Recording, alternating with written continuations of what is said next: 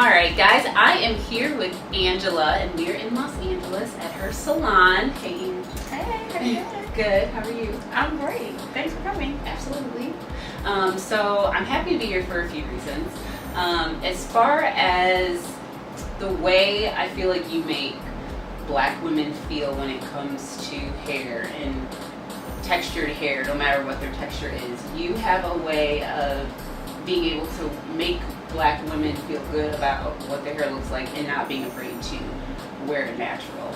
That's a huge passion of mine. So thank you. I'm glad that you acknowledge that, because I think that as a community, we've been told and been persecuted and been beat up for our natural hair, our natural texture. And so over the years, we've been made to believe that our hair is not beautiful, it's not good enough, anything is better, and that's just not the case. So as much as I love the fact that we are so creative in how we choose to express ourselves through hair and be able to change it like we change clothes, I think what we miss sometimes is just that foundation of loving what we have first before we add to it. And so that's been a huge part of my goal, is to continue to just build that mission out, that message out as much as possible. Okay, I love that. As far as the recipe you feel like for natural hair, what is your recipe for a natural hairstyle?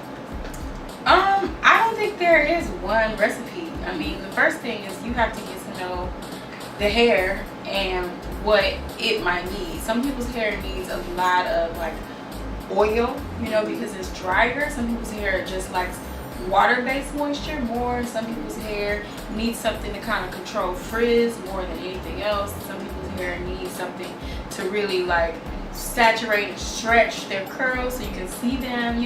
Everybody's hair needs something different. So there's no one formula, but I think across the board for curly hair, like moisture and hydration are like the most important things ever. So whether you get that through water or whether you get that through oil or leave-in or cream, that has to be a part of the equation somewhere. But all textures can do it. Yeah, definitely. Well, Tips. all texture, like straight hair doesn't require as much of anything, but the curlier you get, the more the hair requires more things. Right. Curly texture. Yeah, so our hair is just high maintenance. We have high maintenance hair. For high maintenance women. Yeah. So hair, your book. Yes, my baby. Yes. Hair is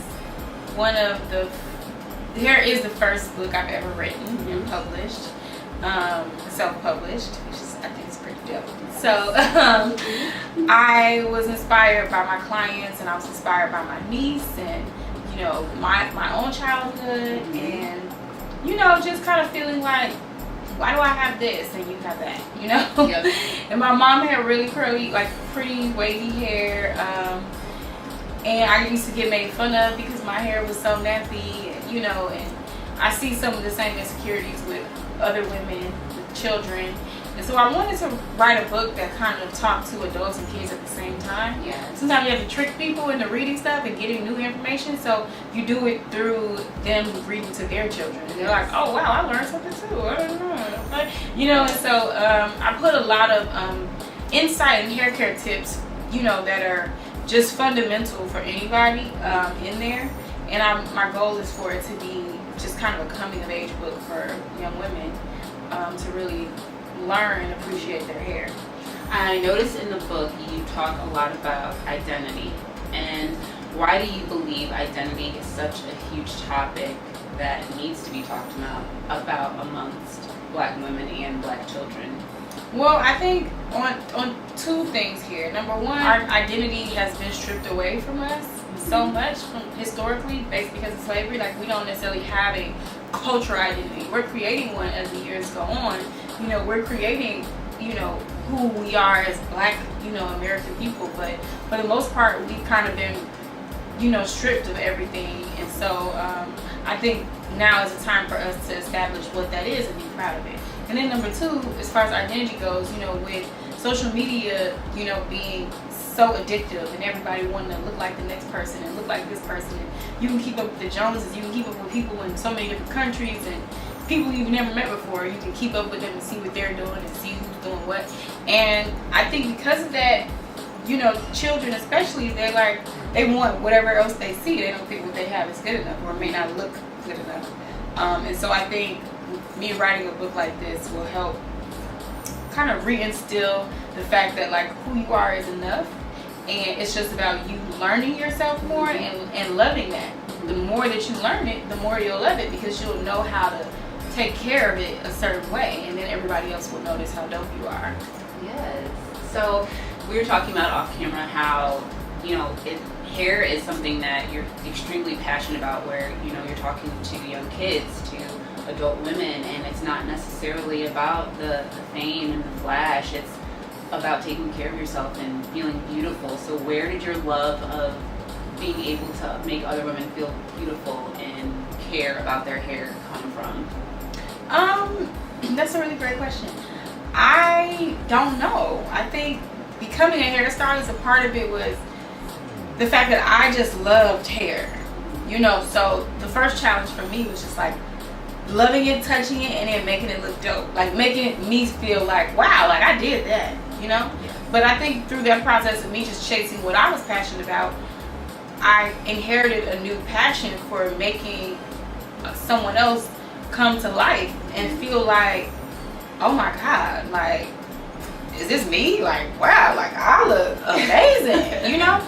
And it really warms my heart when I see that. And so I think my book is an extension of my ability to be able to do that by just celebrating who we are in all facets and all forms. And that's what I love about doing hair, is having a client that comes in and she wants to be bone straight 1 minute, and the next minute, you know, she wants curls, and the next minute she's like, let's do a short look, like let's do a weave and do a short, and then the next minute she's like, oh, I want to go blonde. And I think, you know, being able to use my hands and to create that, use my mind and conceptualize how to make that happen, and then for their reaction to be like, oh wow, I'm amazing. It's, you know, it's just rewarding from so many levels, like on so many levels. So yeah, I don't know when or where that happened in the process, but it's definitely one of the reasons why I do what I do. Well, it is definitely something that I feel not everyone can do. So I think it's important to have, like she said, a versatile hairstylist and one who cares about your hair and isn't just gonna do whatever just because you say. They give you the truth on what's good for your hair and what's needed, and even if you want to do the weaves or the sew-ins or the wigs, they tell you how to do it in a healthy way. Yeah, I think that's one of the things that's lacking in our community is professionalism. And a lot of people think like, oh, well, some professional can't do hair, and it's like, it is about creating the style, but there's a science to hair. And unless you've taken the time to learn that and go to school and actually become a professional hairstylist, there are certain things with the hair that you would have no idea about. So you have these talented people who, I can't take away their talent, but their talent has nothing to do with their understanding of how the hair works and moves on a scientific level, on a chemistry level. So yeah, it's definitely something that I'm super passionate about, is just making sure my clients understand what they can do and why. The why is a lot of times not in the conversation. Yep, I agree. Yeah. So one more question before our game. Oh, I like games. So what would be 3 quick must-dos for naturals that they should do before bed? Okay, 3 must-dos for naturals. So one is, like I said, hydration. Usually your nighttime regimen, you want to use an oil or a serum that is not super heavy, because you don't want like oil all over your lining and your sheets and all that kind of stuff. But you do want to give the hair some moisture. So one of the things that I do is I'll use like either a leave-in and mix with a little bit of oil, or I'll use like a heavier like cream that has a nice concentration of oil in it, and that's usually what I twist my hair with.